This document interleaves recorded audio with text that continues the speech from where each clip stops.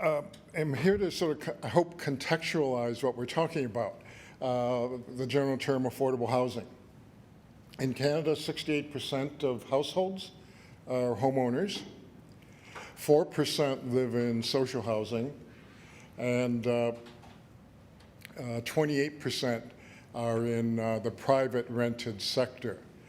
So I have a brief presentation. I pared it down, and I will PDF it in a fuller version. I have yet to finish my paper because you'll see I'm a bit ambitious here and ran out of time, but I will finish the paper too. The thing is that if our housing market functioned for everybody, right, home ownership, renting, and then some social housing, we're going to be fine, but we know we're not fine. So I hope I explain that somewhat here as to why, and can help us. The word innovation is in the title of the conference, and this has been going on for, what, 10 or 20 years. We're supposed to be innovative. And so 10 years back, I looked up what do I mean by innovation, and I like that short definition. I think that's why we're here, right? Significant positive change in what we're dealing with. There's all kinds of other very wordy definitions. The private rented sector, we all know what it is, right? Well, it gets quite messy in a place like the Netherlands, where 1/3 of all housing is nonprofit housing, housing association housing. And they're businesses, right? They're nonprofit businesses, but they're businesses. And what then is a private landlord versus one of those things? So it's very messy, and in Europe they sort of sorted this out, I think, properly. But with the private rented sector, we're talking about rental housing that is not allocated according to socially determined need. Because as I will show you, up to the 1980s, almost all private sector rental housing was subsidized in various ways. So it's not a matter of subsidies or things like that I'm talking about. A new jargon word. Anybody recognize this? Who's up on the academic literature? A couple months ago, could be a capital F in there too. No? We have housing that is for housing to live in. This came up during our morning session. Not for housing. And look at this. This is two top European housing specialists telling other housing researchers, be careful now. We always used to have some housing used as second homes, bank vaults, just parking money, hotels, Airbnb, offices. We have a lot now. So I suspect, I don't know if anybody's done an accounting, all the good things you heard about out of Paris, Toronto, Vancouver, and following me, quantitatively, is that more than what is happening here? Losing housing stock that people would normally be living in, and now it's not for local people to live in, right? But I'm not dwelling on this topic. I'm just noting that this is a major thing happening in our housing system. And you all know it, but it's not going to become more minor into the future. And then in Canada, we're used to these two definitions now. In Europe, they weren't too much primary and secondary rental, purpose-built rental. It's built as a rental building, and it's not a condominium. But there's many secondary forms of rental housing, and that's fine, but then some of them are not good quality. Some of them are temporarily rental, which could be the case of investor-owned condominiums.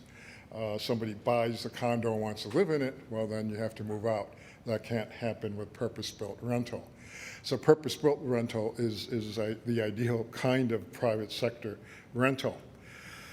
Now, something else, in Anglo-American countries, we don't think about how different the rental system could be and is in mainly European countries. Dualist versus integrated, what it means is that when you have social housing, as all countries have some social housing or a lot, and you have private rental housing, do they look alike, have about the same rents, and house sort of similar people? If they do, it's an integrated rental housing system. If one is like our original public housing program, geared to just very poor people, there's a whole different structure as to how to get into that kind of rental versus another kind of rental. And you will know in Canada for a while, we had the socially mixed nonprofit and co-op housing, which is a step towards the integrated side, but we don't have that any longer. What's going on in Canada's private rented sector? The subsidies for it from the 1940s up until 1984. The Brian Mulroney government was elected that year and then turned off the last, it was called the Canada Rental Supply Program. Almost all the rental units built in that whole period were built with supply subsidies of one kind or another. Limited dividend program, the assisted rental program, the MERB program, and they had great tax benefits too that were ended in the 70s. So that's where a lot of our supply came from, of affordable rental, frankly, for the majority of people. And we're doing the same thing in a very minor way now.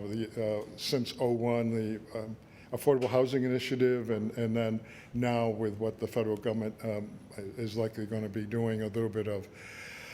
Another thing about Canada, we don't have tenure neutrality in our subsidies, right?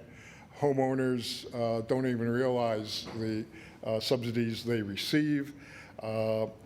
Social housing on an inflation-adjusted basis has been for the last 10 or 15 years about $2.5 billion a year, and then hardly anything for the private rented sector or for renters. Tenure income inequality, right? In the 1960s and 70s, in the 70s I began studying this, the gap between renters and owners was small, about 20%. Owners always had a bit more income than renters, but now it's approaching 100%. And I'll show you a breakdown by the four major metropolitan areas shortly. And we used to have rental-only zoning before we had condominiums. The only way to have a building with more than a row townhouses or semi-detached house it had to be rental. But condominium strata titling of the land allowed condominiums. Nothing wrong with condominiums, just a fact that any high-density zoning in the past was always for rental, and now it's not. And given the tenure income inequality, potential buyers have higher incomes than average renters. So basically, what I'm saying here is that we've had decades of market failure in the private rented sector. Supply and demand doesn't work. Remember, demand has to be effective market demand, has to be people with money who can pay the rents necessary in a new building. And that's our problem. The majority of renters can't. And those who can rent in a condominium unit now, or buy, of course. Many are on the road to buying, but a whole lot are not. So we have all these problems piled on. End of subsidies, end of support, and when we just don't have much purpose-built rental being built anymore, and that's one reason we're here talking about the need for affordable housing. One reason there were a lot of subsidies for private rental up until the 80s is that after World War II, the federal government did everything they could to avoid doing social housing. So we have one of the smallest social housing stocks among comparator Western nations at 4%. We're like Australia and the United States, yes, but we're unlike Western Europe, Northern Europe, UK, all that. But finally in the mid-60s, there's a period then from 1964, 65 until 95 roughly, where a lot of social housing was built, first public housing, then nonprofit and co-op housing, because that doesn't work. You need both. You need private sector rental supply, and you need the social housing because of the low incomes, even back then, let alone now, of renters. And the second problem with supporting or subsidizing the private rented sector is you're creating wealth for a few people, right? You're enabling people to become owners of a great asset, which they will own, unless it's under some of the things you heard about this morning. Who owns the land? Who gets the right to the building after so many years and all that? But that's another downside of that. Going that way, but that I'm just identifying the reality as opposed to really complaining about that. It's a fact. But all these things then sort of maintain this myth of market supply and demand. So we do talk about the rental market because people do go to the market to rent an existing apartment someplace. But there isn't a supply and demand market. So an easy answer for those who don't do their homework is to say, well, there's no problem with the rental market, we just need more supply. But if renters can't pay for the rents there, then supply isn't going to happen and all that. So I'm not dwelling on this, but here is just a list that I could compile of what homeowners receive, and I can't make a list like that for the private rented sector. So now I'm going to say a few things about Montreal, Toronto, Calgary, and Vancouver. I'll go through this fairly quickly. 14 million households now, 40% of Canada's population and 44% of our households are in those 4 metropolitan areas. So that is renters, right? So we're highly concentrated in terms of where renters are. On the left-hand side, you see the percent of the city in each of those regions being renters, from 63% in Montreal, and Toronto and Vancouver near 50%, and Calgary at 30%. But what this also shows is the city comprises different proportions of the metropolitan area. So here in Calgary, almost all of the census metropolitan area is the city, whereas Vancouver, it's the opposite. They haven't had amalgamations in modern times. So when you compare the census metropolitan area, you got to be a little bit careful about this reality. That's why I show that. Here's what's happened to renting in Canada. This is all renting, tenants. Montreal still is, and this is the metropolitan area, a great deal of renters, but home ownership increased from 60% to 68%. And because so many people live in those 4 metropolitan areas, you see this kind of a thing happening. Now, I raise this because you take all the other Anglo-American countries, I'm pretty sure every one of them, that is England, United States, Australia, New Zealand, they all have more renters now than homeowners. And Canada is the opposite. And it had to do with a global financial crisis, but it began before that even. Okay, so we have trouble, we talk about it and it's real, people becoming homeowners, but the global financial crisis wrecked their housing systems in various ways, and ability to own housing there was seriously damaged. Ireland is in there too, the Anglo-American countries, yeah. So here is an interesting observation. The 4 metropolitan areas comprise about 44% of all the rental housing in Canada, as I mentioned earlier, but 1/3 of all of Canada's rental housing are in those 2 metropolitan areas.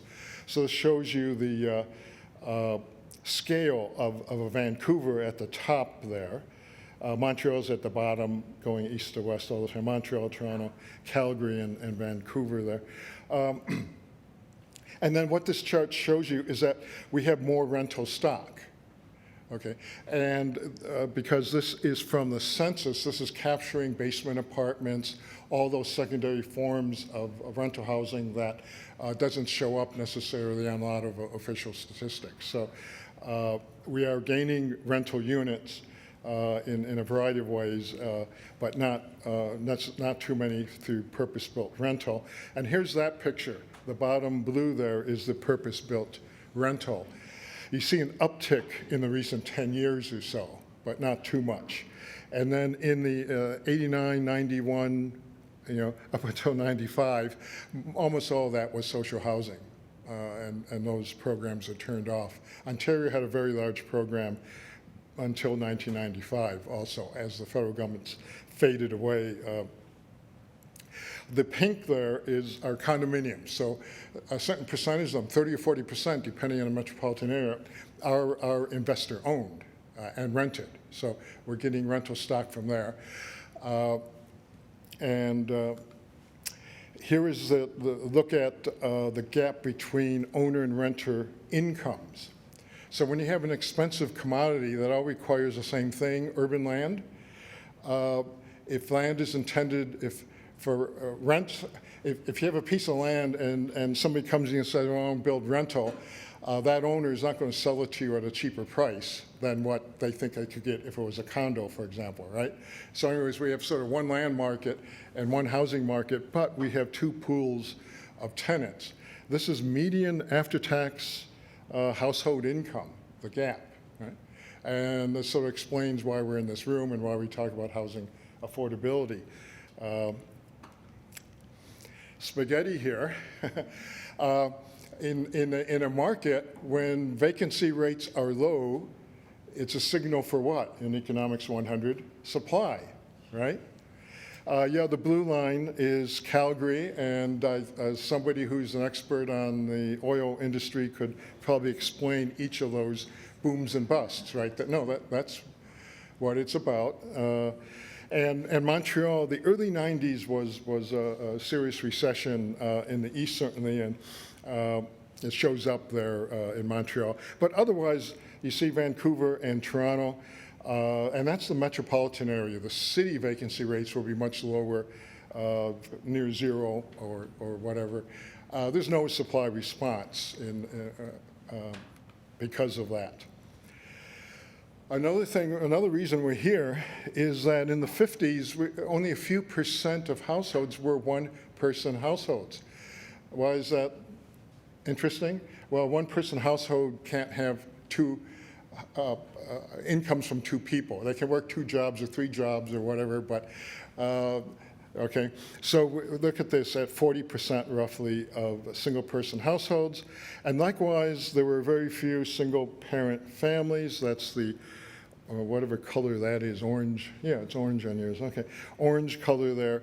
And 90% roughly of that group are female-headed households, and almost all of them are quite low income or very low income.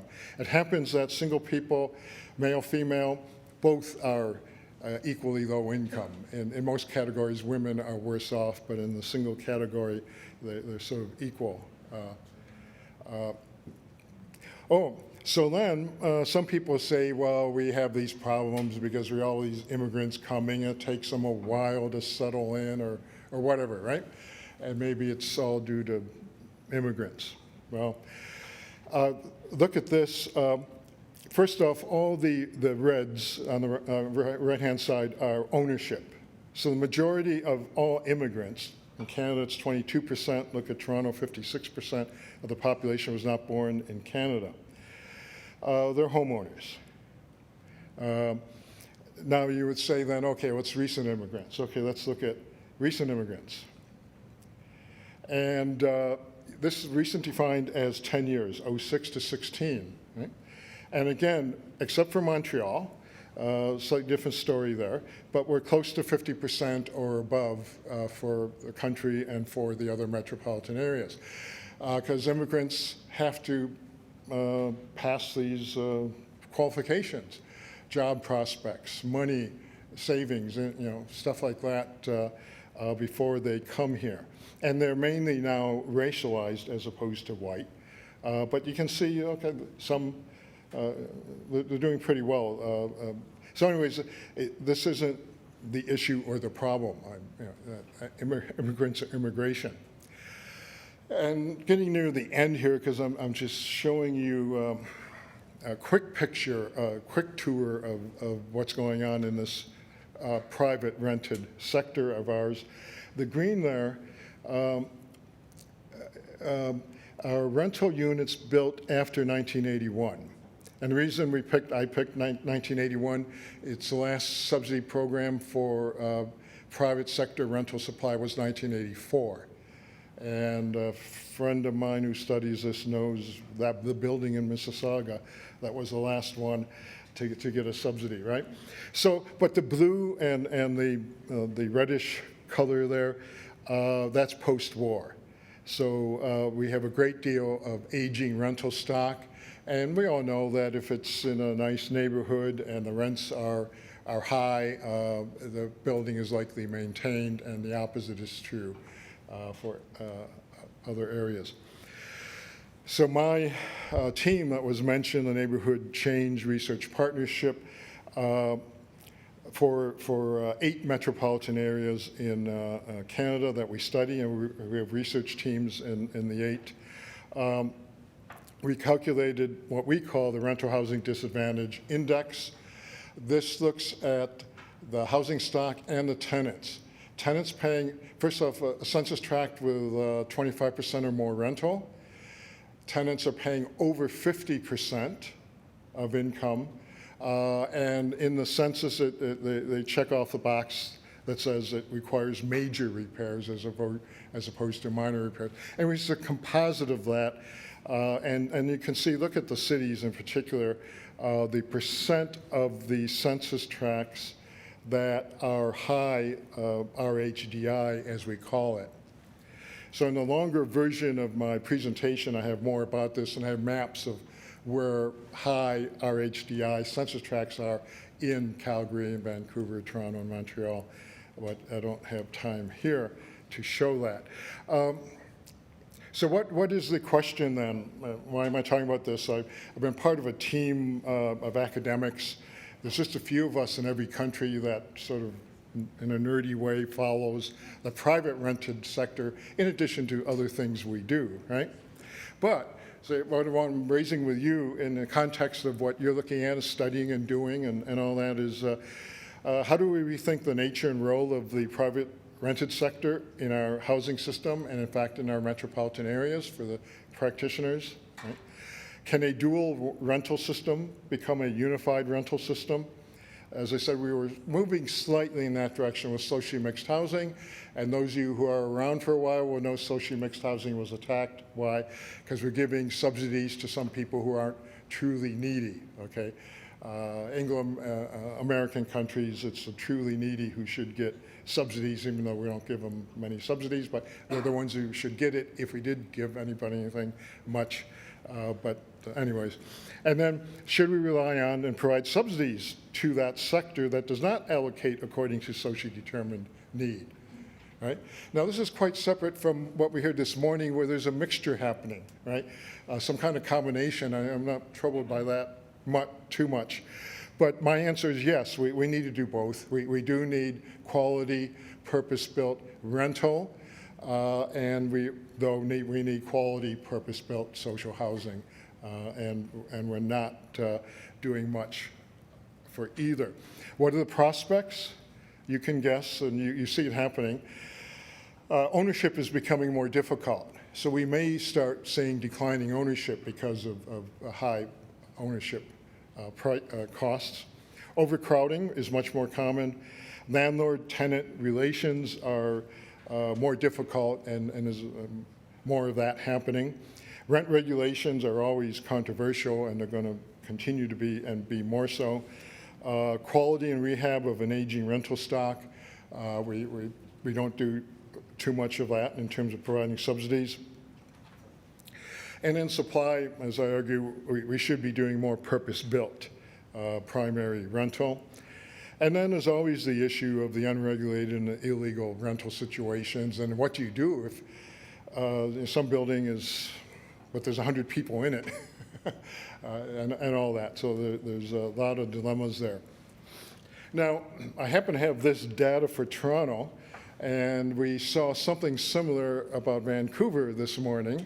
But I find this quite astounding to be reminded, a colleague of ours, Greg Sutter, that in that 30-year period, remember we were subsidizing private rental, and now this is social housing. I know we built a lot, and I talked about it a lot, but almost, and I think you mentioned, yeah, that almost 4,000 units per year, on average, we're opening, we're being supplied, okay?